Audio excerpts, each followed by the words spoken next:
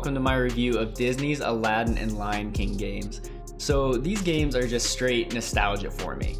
My sister and I played them on the Sega Genesis way back when, and there's no save feature back then. So if you ran out of lives, you were just done. I don't think we made it past the Hakuna Matata level on Lion King or the escape level on Aladdin.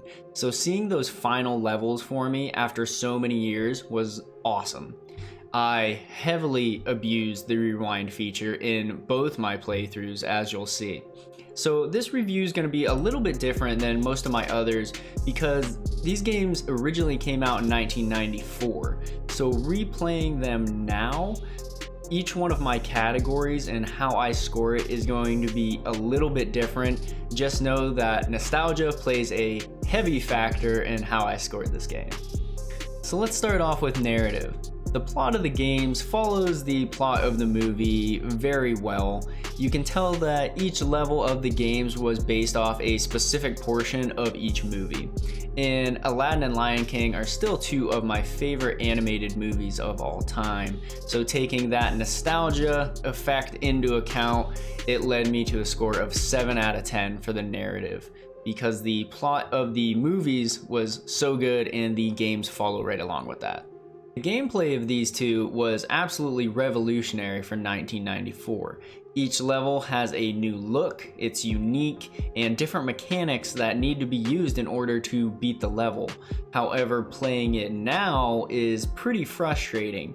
Like I said, I feel like your margin of error for your jumping and your attacking and stuff like that is pretty slim compared to games now that have, an easy mode, a hard mode, an expert mode, and stuff like that. These games were just straight hard for the entire game, which is why without a save feature or the rewind button, I would have never beaten them in my lifetime. I'm just not that good of a gamer. And that's really the reason behind my low score of 5 out of 10 for the gameplay. The combat system is very difficult to get used to because you have to be so precise with your jumps and your attacks.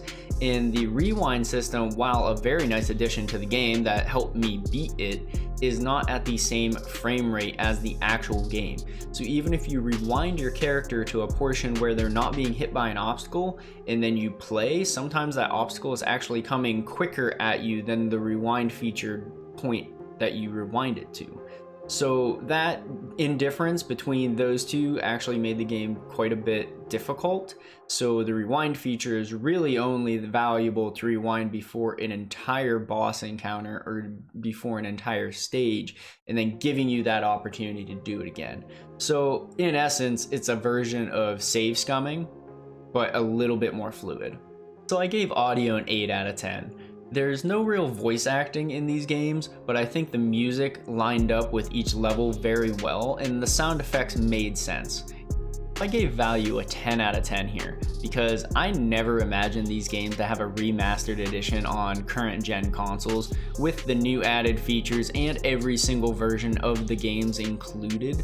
All for $20 was a no-brainer. Those 1994 graphics. So this category was actually very difficult to score because you have to keep in mind how many years have passed and how graphics have just exponentially gotten better throughout the years. For the time period, I gave it a 6 out of 10 because the animations are very good and the scenery of each level was so unique and well designed. I thought a 6 out of 10 was maybe a little bit generous looking back on the games now, but for 1994, they would have looked amazing. I gave technical a 6 out of 10 as well, and this is mainly due to the frame rate of the rewind feature not matching the game. I already kind of explained what the issues were, but I don't know if it's because they couldn't implement the new rewind feature into the old code of the game or what the issue was, but that's the reasoning behind my lower score for technical. So I gave Market a 5 out of 10 because I didn't hear anything about these games having a remastered edition on the internet or really anywhere until I was on the Xbox Marketplace and I saw it for $20 and immediately bought it. Other than that, I didn't hear anything about these games being remastered. So all in all, it comes down to a 6.9 out of 10 score for both of these games. You have to keep in mind that they were developed 27 years ago. There's a lot of nostalgia for me personally. Finally getting to beat Scar and Jafar in those last levels, something that my sister and I could never do on the Sega, was just awesome. I put a lot of time and effort into these review videos, so I hope you're enjoying them. Consider liking and subscribing to my channel, and I hope to see you on the next review.